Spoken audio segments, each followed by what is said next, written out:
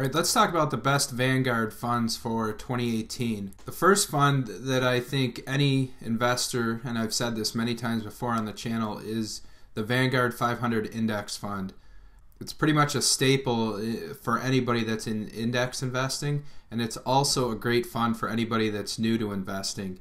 You can put your money into this fund, and it encompasses the 500 largest U.S. companies, and it covers a wide variety of sectors and businesses. So you're getting a great level of diversification, and you can see the expense ratio is only 0.14%, so you're paying minimal fees, which is great for somebody who doesn't have a lot of money, because the less you pay in fees, the more money you get to keep. So the top holdings in the Vanguard 500 Index Fund are Apple, Microsoft, and Google. So you have a lot of exposure to companies that are doing really well, that are technology companies, and this is great. They did really well last year. Let's scroll down here. So if you look at the 1-year return over the last year was 21.67%, which is obviously outstanding. You can see the 3-year is 11.26% and 5-year of 15.62%. With since inception of 1976, it's returned 11.11%. So that's huge. That's a great long-term return. So you really can't go wrong with the Vanguard 500 Index Fund. One other thing I'd like to highlight here is you can see it pays a 1.75% dividend yield, which isn't anything spectacular, but the added dividends is great. You can set them to be reinvested. So this leads into the next two funds that I think are some of the best for 2018. And if we jump over to the Wall Street Journal here, you can see this article here. It's called "The Growing Peril of Index Funds, Too Much Tech." I'll actually put a link to this in the description below, but I think for the Wall Street Journal you actually have to have a membership to read articles. But the gist of the article is, and we'll scroll down here, being passive can leave you with too much of a good thing. So basically they're saying Apple, Facebook, and other technology stocks in the S&P 500 index have climbed to 23.8% of the index, and that's up from 20% from last year.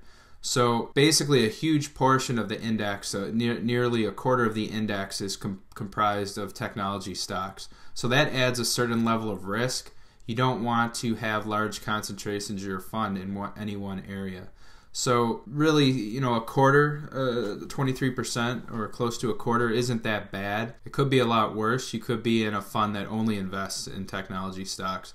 But with that said, some individuals may want to cover other sectors, and that's where these next two funds that we're going to cover are going to talk about. So the next one is the Vanguard Energy Fund. VGENX is the symbol, and this fund, it's low cost, 0.41%, which is a little bit higher than the Vanguard Index Fund, but it covers businesses that fall within the energy sector. So those are things like businesses that cover oil, natural gas, coal, and other energy generation activities.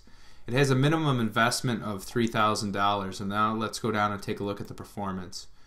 As you can see, 1 year, 3%, since inception, 10%. So that's really not that good of return for the 1 year, but the 10-year, or the since inception, it actually isn't that bad. Now, energy stocks have been really beaten down lately. Gas prices and oil prices have dropped significantly, as well as natural gas prices.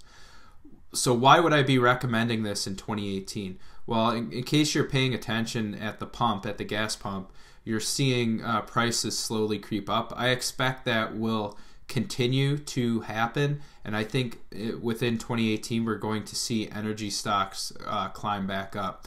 So how does this relate to the Vanguard 500 Index Fund in that article we just looked at?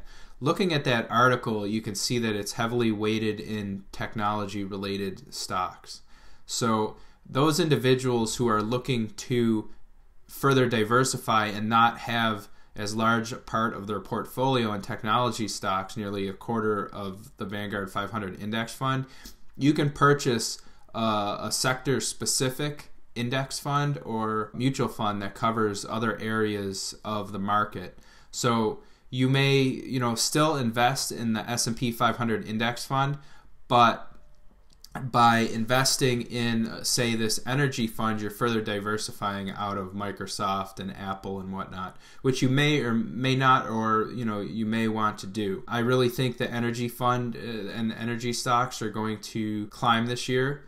I don't think we'll see them, getting a 20% return, but I think definitely the 8 to 10% range is more than doable. All right, this leads to the third fund. So a little bit better yield here. So that's another good thing. If you do invest in a fund or a dividend stock that pays a decent dividend, which 2% isn't bad, you get basically paid to wait till that stock goes up. So, all right, so this leads to the next sector fund. So this is the healthcare fund. Let me go back to the overview area here. So this fund primarily invests in healthcare related things such as pharmaceutical, medical supply companies, research firms, and other biotech firms. So this was actually one of the top performing sectors of 2017 along with technology. So let's take a look at how they did over the last year and then since inception. So last year they did 19.61%, which is huge.